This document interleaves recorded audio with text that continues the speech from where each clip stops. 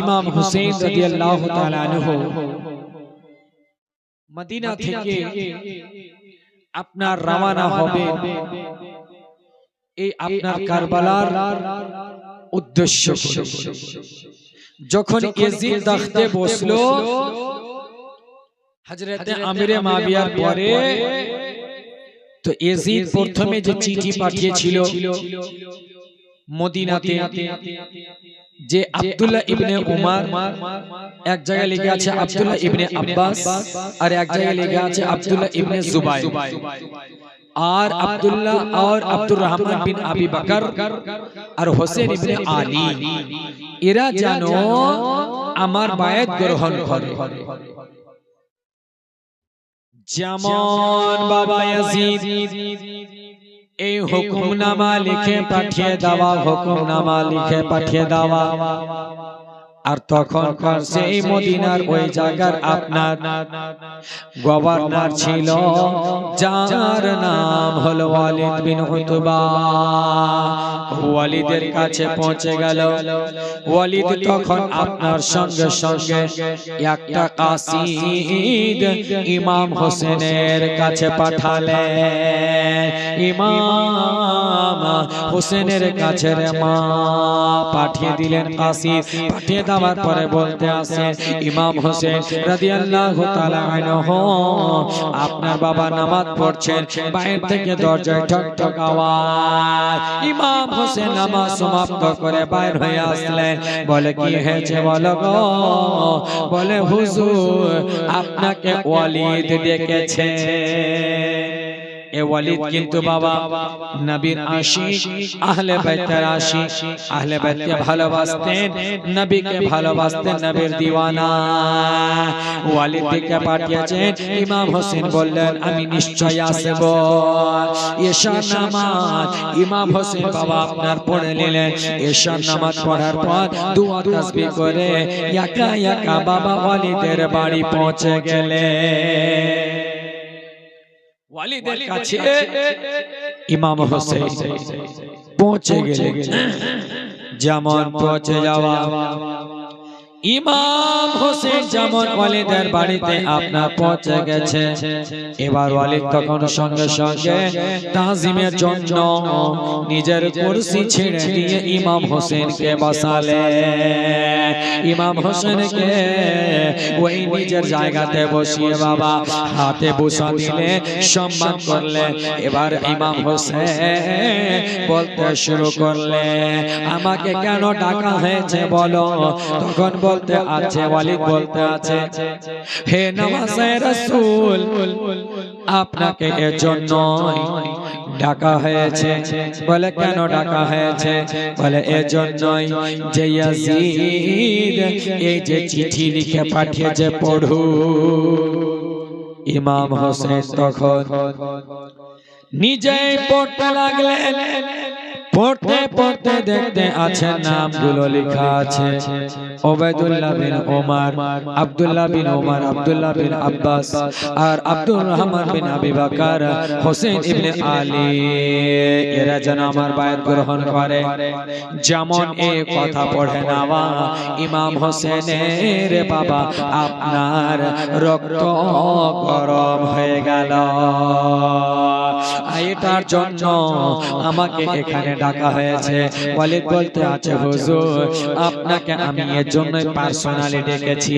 আপনাকে হুজুর আমি ভালোবাসি, আমি জানি আপনি এটা মানবেন না। ইমাম হোসেন বলতে আছে, ও ওয়ালিদ এটা কেমন করে সম্ভব বলো? ওই ইয়াজিদ যে হচ্ছে একজন শরাবি, একজন মক্কারি, যে হচ্ছে দুশমনে ইসলাম, যে হচ্ছে দুশমনে আহলে বাইত, যে দুশমনে রাসূল হয়ে গিয়েছে, তার হাতে এটা বাইত তো দূরের কথা, এটা স্বপ্ন আমি ভাববো না। কেমন করে হবে যে জিসিমের মধ্যে ফাতেমার ফাতেমার দুধ, হযরতে ফাতেমার আমি আম্মা জানের দুধ পান করেছি।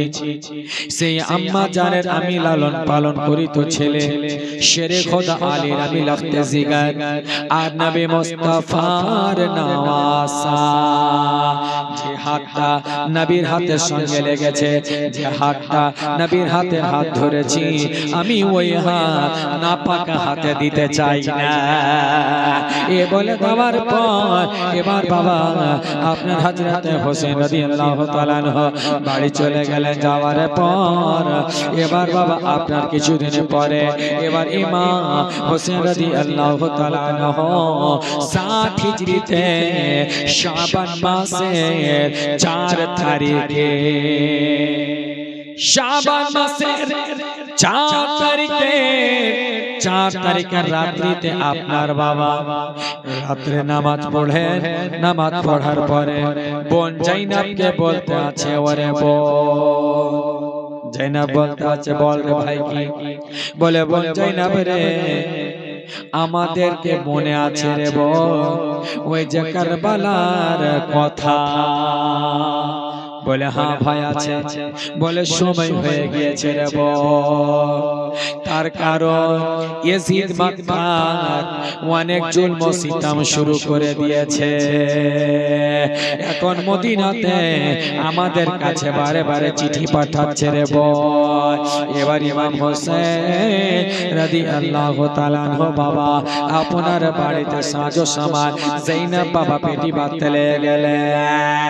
যা কিছু বাবা আপনার দরকার ওই কাপড়া না, ওই সামান না, যেগুলো কারবালার প্রান্তরে দরকার, যে জিনিসগুলো আপনার খেজুরের চাটাই, আপনার একটা মাসকিজা, এগুলো জিনিসকে বাঁধা আপনার বাঁধতে লাগলেন।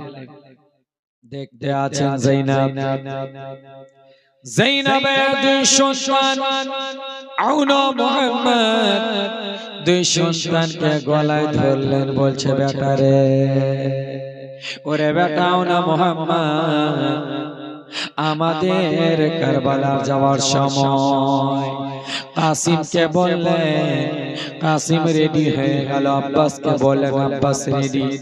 সাকিনাকে বললেন, সাকিনা রেডি। এবার দেখতে আছে আলী আকবর, ইমাম হোসেন বললেন আলী আকবর রেডি। এদিকে আলী আসগরকে বাবা আপনার 6 মাসের আলী আসগরকে আপনার নিয়ে নিলেন। এবার বাবা দেখতে আছে সুগরা, যেমন সুগরাকে বলবে বাবা, সুগরাকে কিতাবের মধ্যে লিখতে আছে সুগরার এত জ্বর, এত শরীর অসুস্থ যে ওই সফরে যাওয়ার লায়ক নাই। সুগরা বলে, আব্বা গো আমিও যাব। ইমাম হোসেন বলে, বেটি সুগরা রে, ওরে বেটি সুগরা তোমার শরীর হচ্ছে অসুস্থ রে বেটি, এত দূর সফর করতে হবে, এত দূর সফর করতে হবে রে বেটি। আমরা মদিনা থেকে মক্কা যাব রে বেটি, মক্কা থেকে তারপর সেখান থেকে রওনা হব। এবার এই কথা বলতে আছে সুগরা কান্না করতে ঝরঝর করে কান্না করে।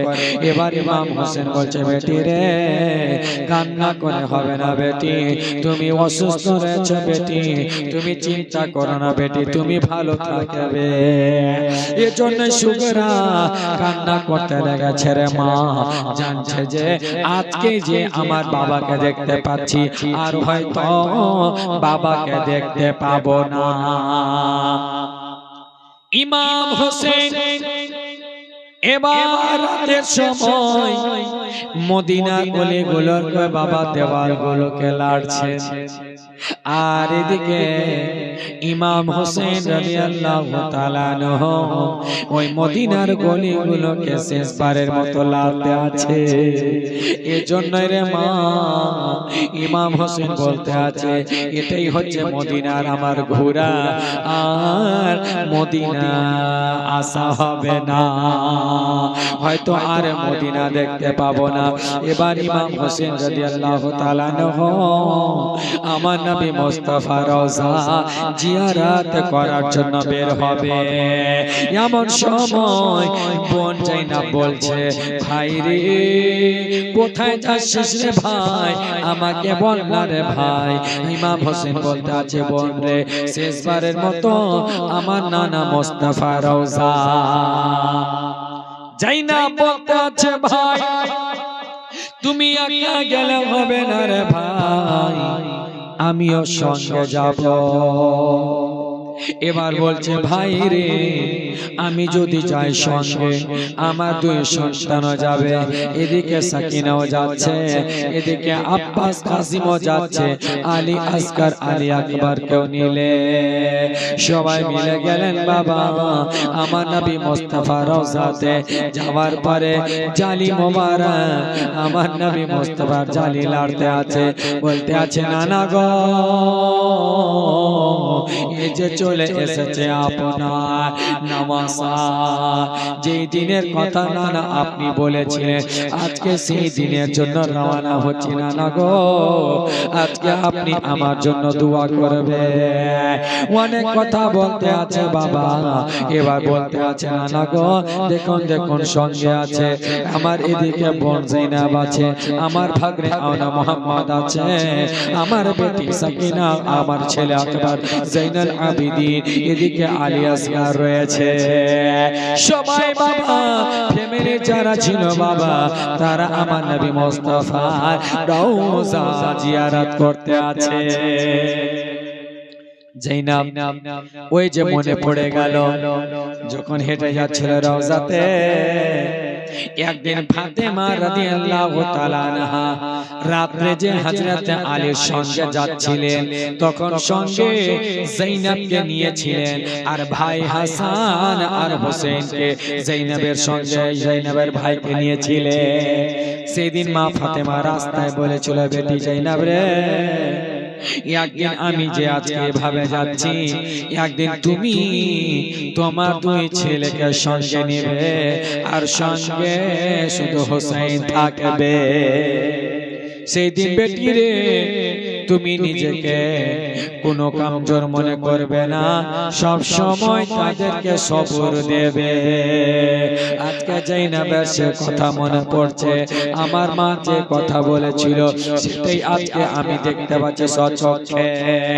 এবার বাবা আমার নবী মুস্তাফার কাছে ইমাম হোসেন বলতে আছে, নানা যান আজকে শেষবারের মতো আমার জিয়ারত হচ্ছে নানা, আমি আর হয়তো আপনার রওজা মোবারক জিয়ারত করতে পাবো না নানা।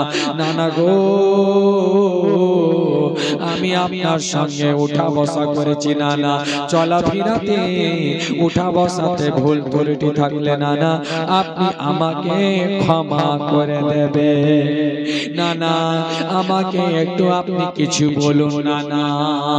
বলতে আছে বাবা এবার রওজা থেকে আপনার আওয়াজ ভেসে আসছে, নওয়াসা হোসেন রে তুমি ওই কিয়া ওই কারবালার প্রান্তরে ওই সাবিত কদম থাকবে রে নওয়াসা, তোমার উপরে অনেক নির্বর্ষণ করা হবে, তোমাকে কারবালার প্রান্তরে তোমার গলায় ছুরি চালানো হবে রে নওয়াসা, তুমি তখনও সাবিত কদম থাকবে।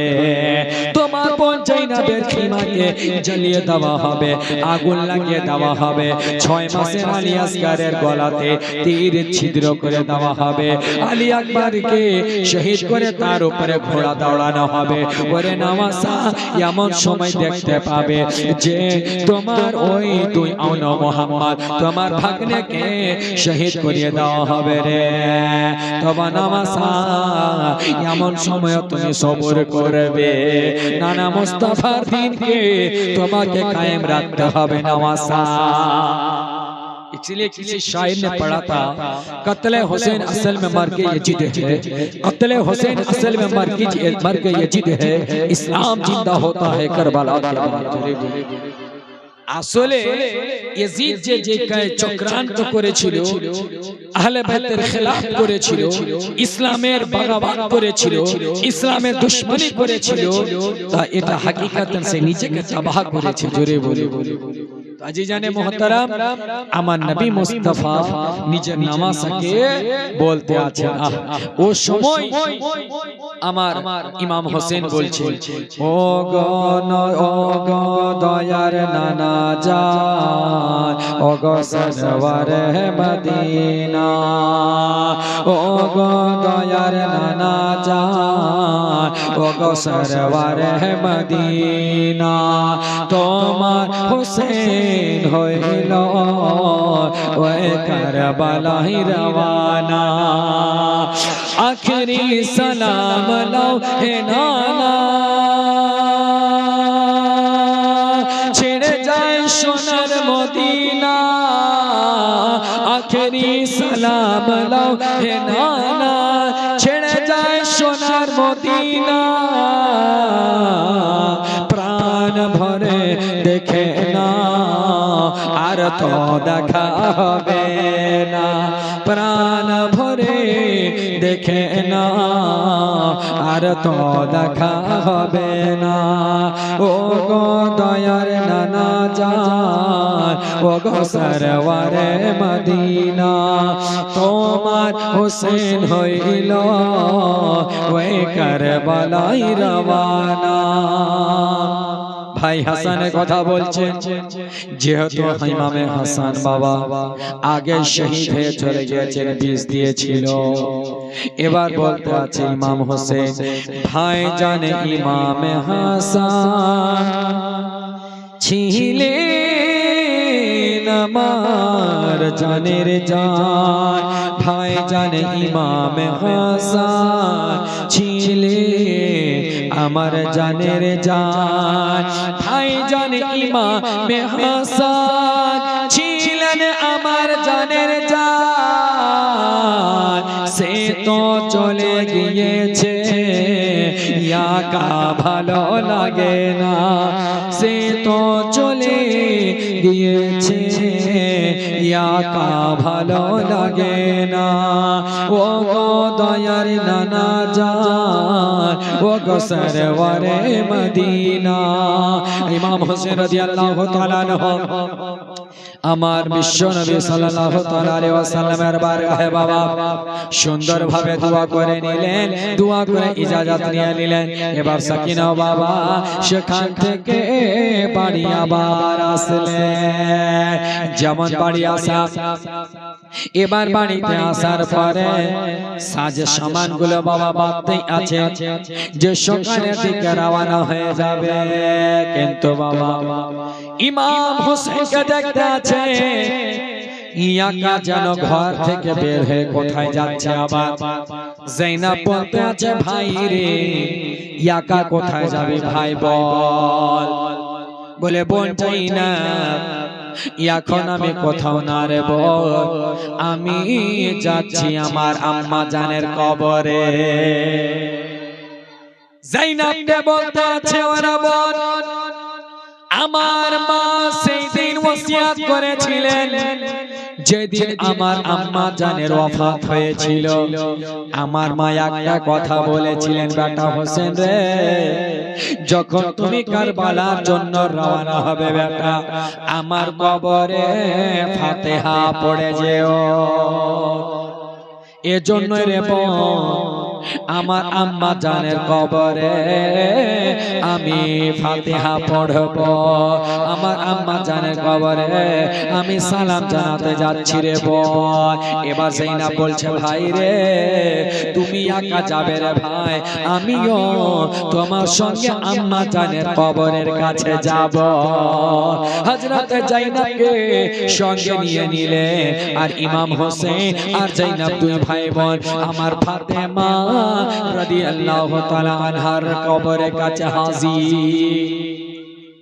যেমন কবরের কাছে হাজির বাবা, দেখতে আছে মাথা পায়ের দিকে মাথার দিকে হলো কে হযরতে সাকিনা হযরতে যায়েনব রাদিয়াল্লাহু তাআলা আনহা মা ফাতেমার মাথার দিকে বাবা চাদর খানা ধরলে আর পায়ের দিকে আমার ইমাম হোসেন দাঁড়িয়ে আছে ওইদিকে হোসেন পায়ের দিকে চুমন করছে মাথার দিকে যায়েনব চাদর চুমন করছে ইমাম হোসেন ফাতেমাকে বলতে আছে আম্মা গো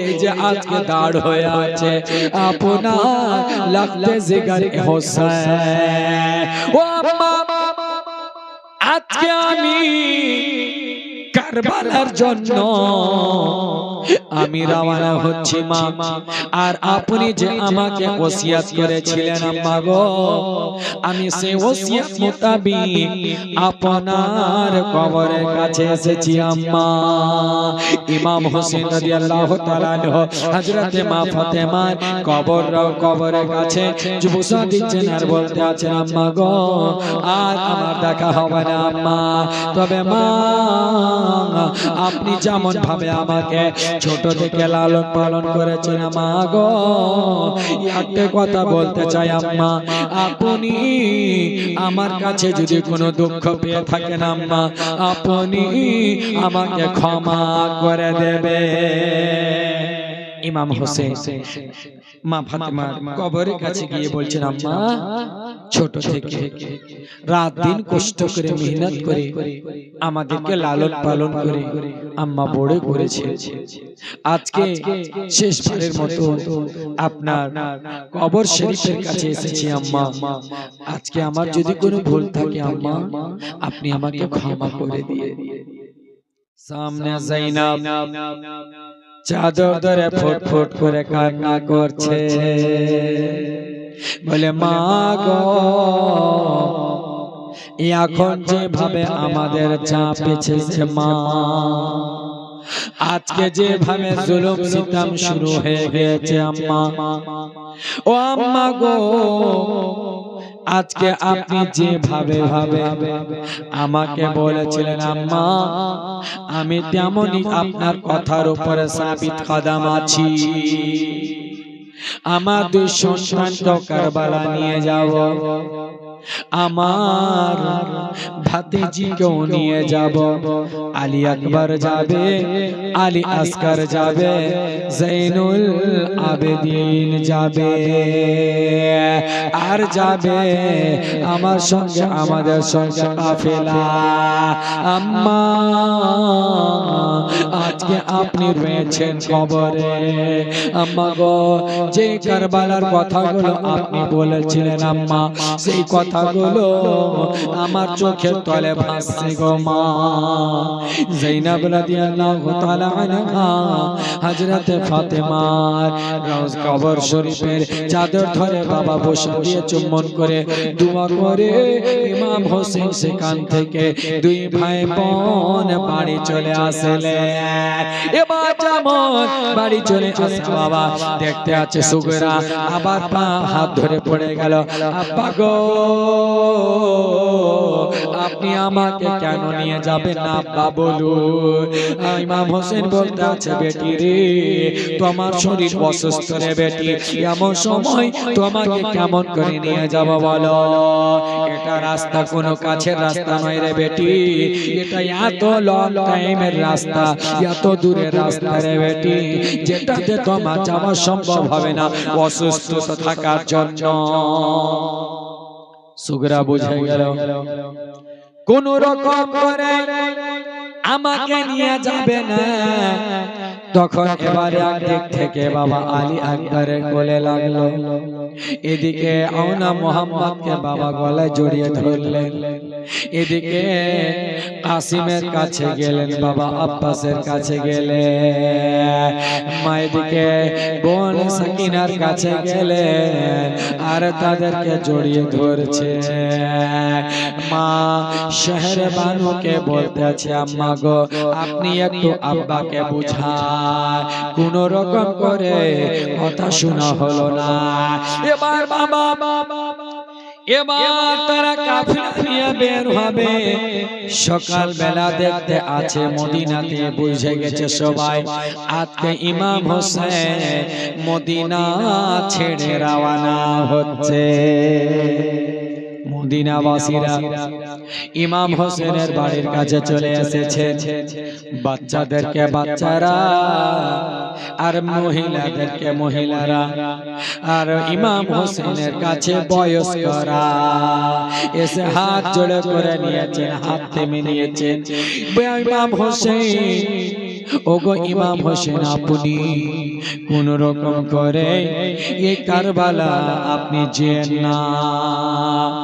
এদিকে বলতে আছে, এদিকে আলী আকবরকে যারা বাবা ওই বয়স্ক তারা বলতে আছে, ওরে ভাই আলী আকবর কেমন করে যাবে মদিনা ছেড়ে?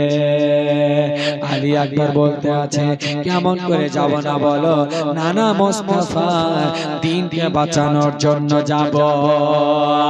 এদিকে বাবা জাইনাবকে বাবা মদিনার মেয়েরা এসে বলতে আছে, ওরে জাইনাব তোমরা কেমন করে চলে যাচ্ছ? জাইনাব বলো, তোমরা মদিনা ছেড়ে কেন যাচ্ছ? এমন জায়গায় তোমরা কেন রওনা হচ্ছ? বলে, আমরা এজন্য যাচ্ছি, আমরা নানা মোস্তফা দ্বীনের খাতিরে, আমার নানা মোস্তফা দ্বীনকে বাঁচানোর জন্য আমরা রওনা হচ্ছি কারবালার দিকে। আমার নানা মোস্তফা দ্বীনকে রক্ষা করার জন্য যাচ্ছি। এবার বাবা সেখান থেকে খুব চেষ্টা করলো, এত চেষ্টা করলো মদিনাবাসীরা কারো কথাই শুনলেন না। শেষবারের মতো ইমাম হোসেন মদিনাকে সালাম দিয়ে একবার দোয়া করে আসছে। কি করছে? দোয়া করছে।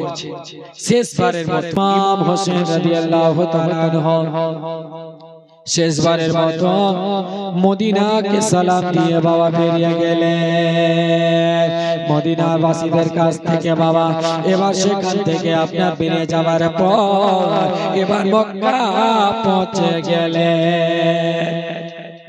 যেমন মক্কায় পৌঁছে যাওয়া, মক্কাতে পৌঁছে যাওয়ার পরে ওই যে কুফাবাসীরা বারবার চিঠি পাঠাতে শুরু করেছে, ও হোসেন আমরা আপনার হাতে বায়াত হব। ইমাম হোসেন এবার বাবা আপনার কুফাতে যাওয়ার জন্য, যেমন বাবা এবার ইমাম হোসেন রাদিয়াল্লাহু তাআলা আনহু ওই কুফাতে যাওয়ার জন্য প্রস্তুতি নিয়ে নিলেন। মক্কাবাসীরা ইমাম হোসেনকে ভালোবাসে বাবা। ইমাম হোসেনকে আপনার বসিয়ে বলতে শুরু করেছে, ওই যে বলেছিলাম হুজুর আপনি যেন না, আপনি না যান না, তারা ধোঁকা দিতে পারে। কুফাবাসীরা একটা না দুটা না বাবা 150 খানা চিঠি পাঠালে।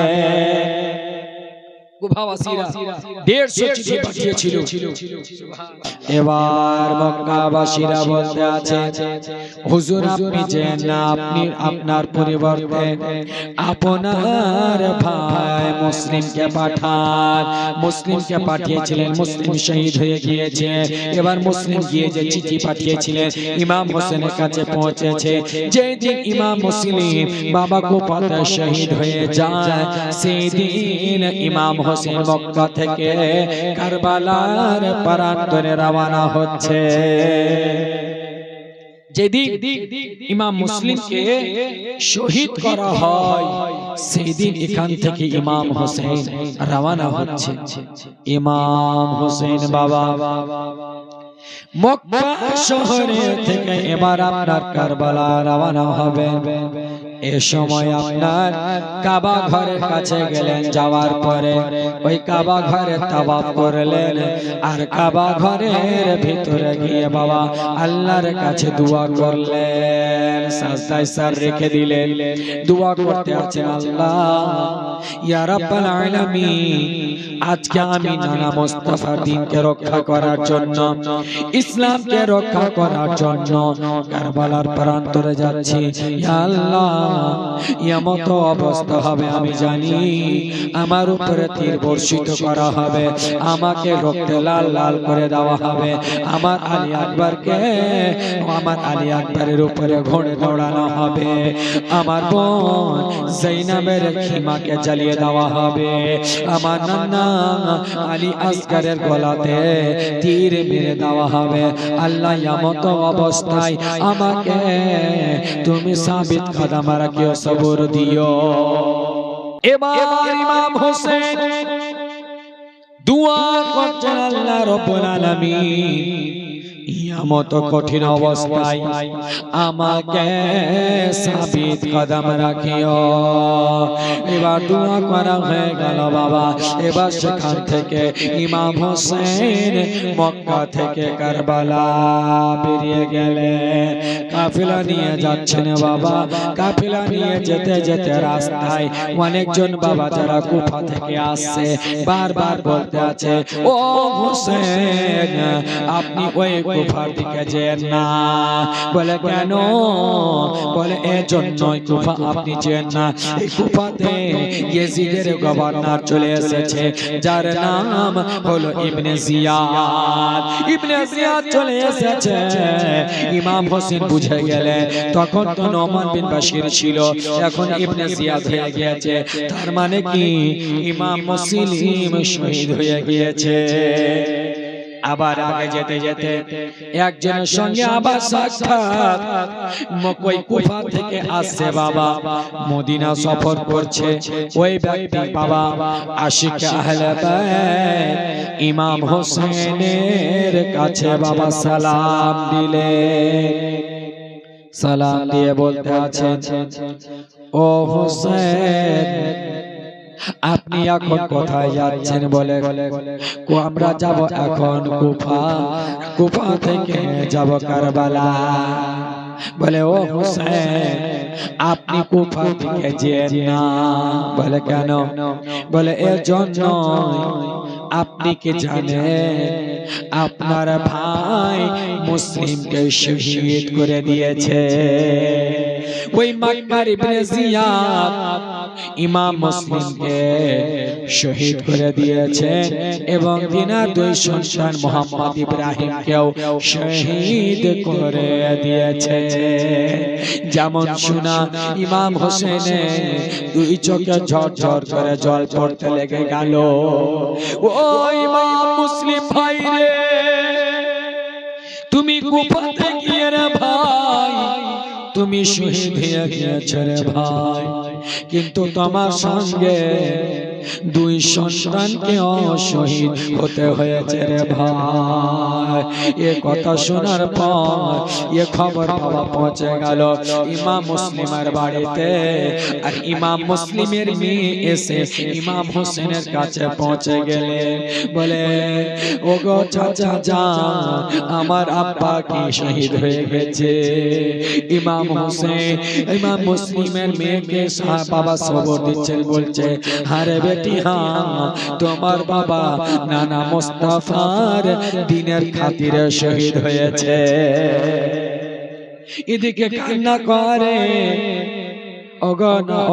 চাচা যান, আমার বাবা যে শহীদ হয়ে গিয়েছে, আমি কাকে বাবা বাবা বলে ডাকবো, আমি কাকে আব্বা বলে ডাকবো, আব্বা বলে ডাকবো। চাচা যান, ইমাম হোসেন বলতে আছে, ও বেটি শোনো, তুমি আব্বা তোমার মুসলিম আব্বা গিয়েছে ভেবে নাও ইমাম হোসেন তোমার আব্বা আছে।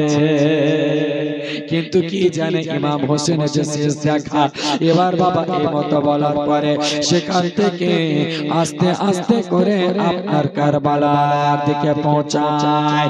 এবার বাবা মধ্যে ভিতরে অনেক জায়গা দাঁড় হবে, অনেকজন আসবে। সর্বশেষে কারবালা পৌঁছানোর আগে হুর নিজের সিপাহী নিয়ে আসবেন। আসার পরে ইমাম হোসেন রাদিয়াল্লাহু তাআলা আনহুকে বাবা আপনার ইয়াজিদের ব্যাপারে ইবনে জিয়াদের ব্যাপারে সুন্দর ভাবে বিস্তারিত ভাবে বলবে। বলবেন আর ইমাম হোসেন রাদিয়াল্লাহু তাআলা আনহু সর্বশেষে একটাই জবাব যে আমি নানা মুস্তাফা দ্বীনকে বাঁচানোর জন্য মওত থেকে ডর করি না, নানা মুস্তাফা দ্বীনকে বাঁচানোর জন্য নিজের রক্ত দূরে করে সর মুস্তাফার সর মুস্তক পর্যন্ত দিতে পারি। জোরে বলুন সুবহানাল্লাহ। दोहाई देगा कोई चीख चीख कर एक दिन, खिलाफ दीन नहीं है अली अली कहना। क्यों अपनी माँ की शिकायत करेगा महशर में, क्यों उसने क्यों न सिखाया अली अली कहना। जानम फिदा है दरी या अली अली अली, जानम बोलो जानम फिदा है दरी या अली अली अली है मोहम्मद मेरा दिल तो सीना अली, मेरे जीने का वाहिद करीना अली, दीन इस्लाम का है नगीना अली, हक की मंजिल का पहला जीना अली, दस्त में अब्र का पहला कतरा अली, मेरा मुर्शिद भी आका भी मौला अली, अली मौला अली, हर सू सदा है दरी या अली अली अली, जानम फिदा है दरी या अली अली अली, मौला मौला मौला। सुबह से शाम तक हर पहर हर घड़ी लब पे अपने रहे नाराए हैदरी, यानी खैबर शक्ल यानी मुश्किल कुशा, बाद यजदा कहे दूसरा आसरा, मैं मुसीबत में अब क्यों परेशान रहूं, गम के मारो कहे तो सहारा अली अली मौला अली, रमज़े बका हाशिमी या अली अली अली, जानम फिदा है दरी या अली अली अली, मौला मौला मौला है मोहम्मद मेरा दिल तो सीना अली, मेरे जीने का वाहिद करीना अली, दीन इस्लाम का है नगीना अली, हक की मंजिल का पहला है जीना अली, दस्त में अब्र का पहला कतरा अली, मेरा मुर्शिद भी आका भी मौला अली, अली